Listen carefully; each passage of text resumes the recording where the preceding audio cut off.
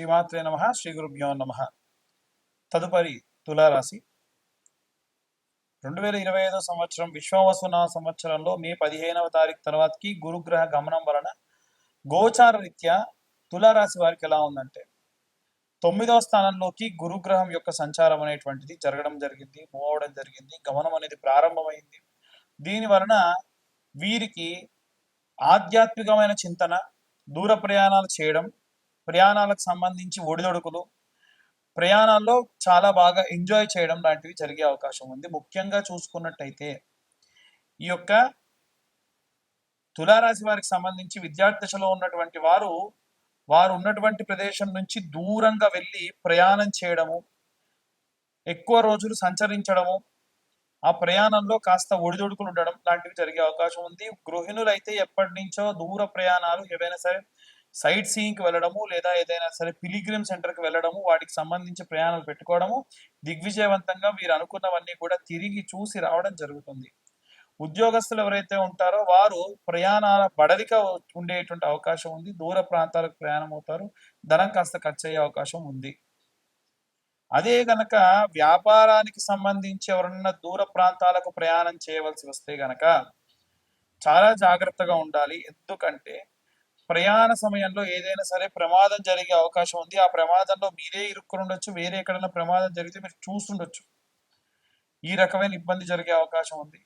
అలాగే ఈ రాశి వారికి సంబంధించి ప్రత్యేకంగా అన్ని మేనేజ్ చేస్తూ ఉంటారు వీళ్ళు. కాబట్టి ఎప్పుడు కూడా మంచి, చెడు, ధర్మము, నీతి, న్యాయం అనేటువంటిది మేనేజ్ చేస్తూ ఉంటారు. కాబట్టి వీలైనంత వరకు కూడా మీరు తీసుకునే నిర్ణయాన్ని 1కి 10 సార్లు ఆలోచించి నిర్ణయం తీసుకోండి. ఏ మాత్రం అశ్రద్ధ వహించినా, ఇబ్బంది కలిగినా చాలా తీవ్రమైన ఇబ్బంది పడే అవకాశం ఉంది. ఇక సినీ రాజకీయ రంగాల వారికి సంబంధించిన విషయానికి వస్తే చాలా జాగ్రత్తగా ప్రయాణాలు చేయండి. ఎవరో తెలవని వ్యక్తి చెప్పినటువంటి విషయాలు నమ్మి ఒక ప్రదేశానికి వెళ్ళడము, అక్కడ ఉండడం లాంటివి చేయడం ఇబ్బందికరంగా ఉంటుంది. అన్ని వర్గాల వారికి సంబంధించి ఎలాంటి రెమెడీస్ తీసుకోవాలి, ఎలాంటి మంత్రపఠనం చేయాలనే విషయాన్ని ఇప్పుడు మనం తెలుసుకుందాం. మే 15వ తారీఖు నుండి చూసుకున్నట్టయితే గురుగ్రహ సంచారం మారడం వలన ద్వాదశ రాశుల వారికి చిన్న చిన్న మార్పులు ఏర్పడే అవకాశం ఉంది. విశ్వావసునామ సంవత్సరంలో ఈ మార్పులు కీలకమైనటువంటి వాతావరణాన్ని, కీలకమైనటువంటి ధనలాభాన్ని కూడా ఇచ్చేటువంటి అవకాశం ఉంది.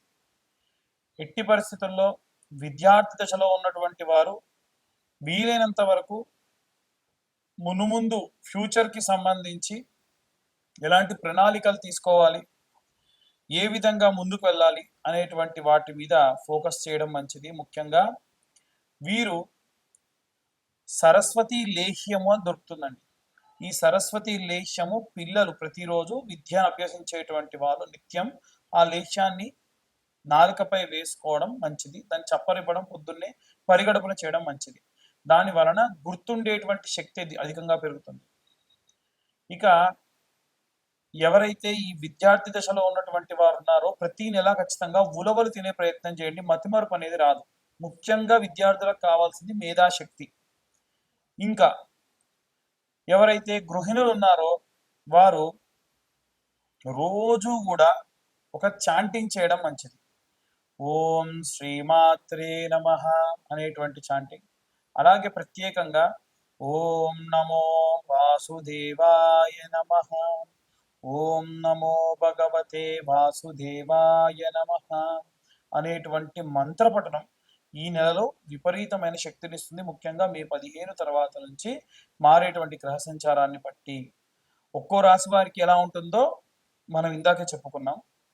ఇక ప్రత్యేకంగా ఉద్యోగస్తులు ఎవరైతే ఉన్నారో వారు నిత్యము కూడా దత్తాత్రేయ స్వామి వారికి సంబంధించినటువంటి ఏదైనా మంత్రపఠనం, అనగా శ్రీ పాదవల్లభ దిగంబర, ఓం దిగంబరాయ విద్మహే పాంచజన్యాయ ధీమహి తన్నో దత్త ప్రచోదయాత్ అనేటువంటి దత్తమంత్రం విపరీతమైన శక్తినిస్తుంది. నిత్యం దీపారాధన చేయండి. గృహిణులు కానీ, ఉద్యోగస్తులు కానీ, వ్యాపారస్తులు కానీ అందరూ కూడా చేయవలసింది ఏంటంటే దీపారాధన. అది కూడా అష్టమూలికలతోని ఆవ నూనె, నువ్వుల నూనె, విప్ప నూనె, సంపెంగ నూనె, ఆముదము, ఆవు నెయ్యి, కొబ్బరి నూనె, వీటితో పాటుగా శనగ నూనె లాంటివి ఏవైనా లేదా ఏదైనా సరే ఇప్పుడు తామర గింజల నుంచి వచ్చినటువంటి నూనె కూడా ఉంటుంది. ఈ 8 రకాలైనటువంటి నూనెలు ఒక దగ్గర కలిపి పెట్టుకొని వాటితో దీపారాధన చేయడం విపరీతమైన శక్తినిస్తుంది. ముఖ్యంగా చూసుకున్నట్టయితే వ్యాపారస్తులకి విపరీతమైనటువంటి నరఘోష, నరపీడితములు అధికంగా ఉన్నాయి కాబట్టి ప్రతి గురు శుక్రవారాల్లో ధూపం వేయడం, ప్రతిరోజు కూడా సాయంత్రం మీ యొక్క ఆఫీస్ కానీ షాప్ కానీ క్లోజ్ చేసిన తర్వాతకి ఒక పేపర్ తీసుకొని దాన్ని వెలిగించుకొని కుడివైపు 3 సార్లు ఎడమవైపు ఒకసారి తిప్పి అక్కడ పడేసిపోవడం వల్ల మీ యొక్క వ్యాపార స్థలానికి సంబంధించినంత వరకు ఉన్నటువంటి నరఘోష, నరపీడితములు పోతాయి. అలాగే చాలామంది ఈ యొక్క సినీ రాజకీయ రంగాల వారు ఉంటారు. వారు ప్రత్యేకంగా పాటించవలసినటువంటి నియమం ఏమిటంటే మీరు నిత్యము ఉన్నటువంటి సంచారం చేసేటువంటి చోట ఎవరైనా అన్నార్తులు ఉంటే వారికి అన్నదానం చేయండి. ఈ మాసంలో అన్నదానం చేయడం విపరీతమైనటువంటి విష్ణువు యొక్క సంపూర్ణ కృప లభిస్తుంది. వీలైనంత వరకు కూడా మంచి నీటిని ఇచ్చే ప్రయత్నం చేయండి. అంటే చలివేంద్రాలు పెట్టండి. ఎందుకంటే ప్రాణం పోయే వాడి యొక్క ప్రాణం కూడా కాపాడేది ఏమిటంటే చల్లటి నీరు. కాబట్టి సినిమా రంగాల వారు కానీ లేదా రాజకీయ రంగాల వారికి కానీ ఇది పెద్ద విషయం కాదు. ఇంకా వీలైతే చల్లని మజ్జిగ ఇలాంటివి పల్చగా చేసి ఎవరికైనా సరే కాస్త విపరీతమైన ఎండలున్న చోట ప్రసాదించండి. నిత్యము కూడా కొంతమంది వీటికి సంబంధించి కార్యక్రమాలు చేస్తున్నారు. పరోక్షంగా వారికి డబ్బు సహాయం చేయండి. దాని వలన విపరీతమైనటువంటి రౌద్ర కష్టముల నుండి బయటపడే అవకాశం వీరందరికీ ఉంటుంది.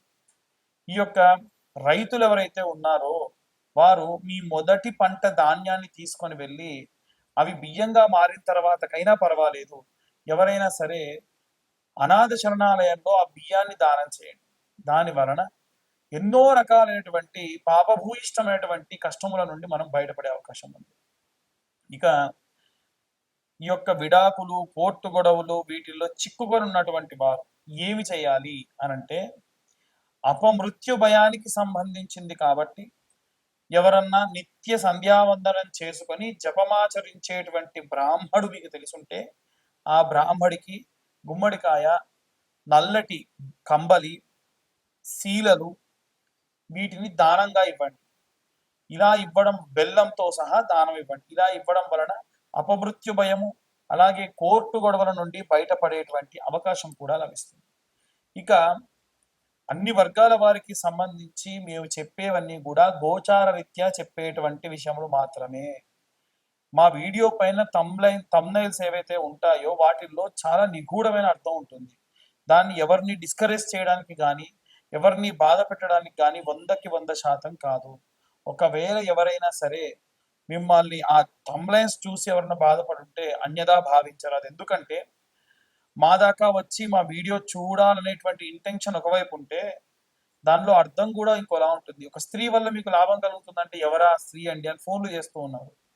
నేను చెప్పేది ఒకటే, స్త్రీ అంటే మీ ఇంట్లో ఉండే తల్లి, మీ చెల్లి, మీ భార్య కూడా ఏంటొచ్చు కదా, బయట నుంచి ఎందుకు ఎక్స్పెక్ట్ చేస్తున్నారు? సో మన ఆలోచన విధానంలో ఉన్నటువంటి లోపం అది. నేను ఇప్పుడు ఎవరిని పాయింట్అవుట్ చేసి చెప్పట్లేదు, వారి వారి పరిస్థితి తగ్గట్టుగా వారు అలా ఆలోచిస్తూ ఉన్నారు.